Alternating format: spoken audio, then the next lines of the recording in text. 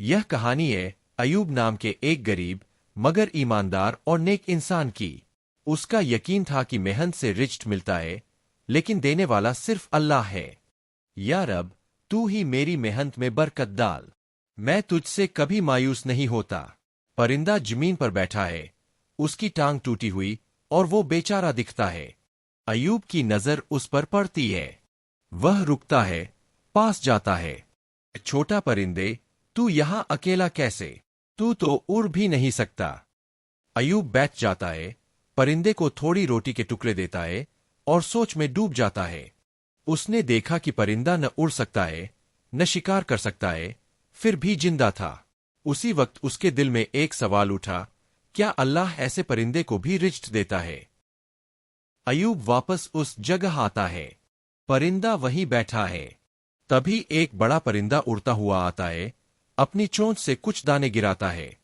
यह मंजर देखकर अयूब की आंखें नम हो गईं। उसने देखा कैसे अल्लाह एक और परिंदे के जरिए इस लाचार परिंदे का रिज्क पहुंचा रहा है।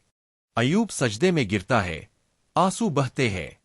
या रब, तू सबका पालनहार है, तू हर मखलूक की जरूरत जानता है। उस दिन के बाद अयूब का यकीन और पक्का हो गया। वो और मेहनत करने लगा, लेकिन दिल में ये इत्मीनान लेकर कि जो भी मिलेगा अल्लाह की तरफ से ही मिलेगा। गांव वाले अयूब को सम्मान देते हैं।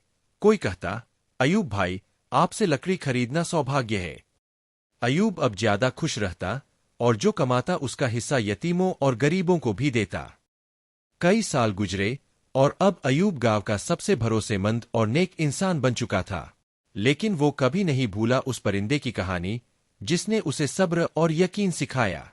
अगर कोई पूछे कि अल्लाह कहाँ है, तो कहो, वो वहां है जहां एक लाचार परिंदे को भी भूखा नहीं रहने देता।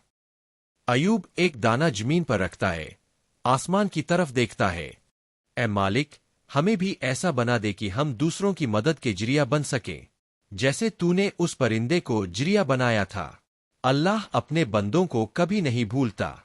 बस हमें यकीन और सब्र की उड़ान नहीं रोकनी चाहिए।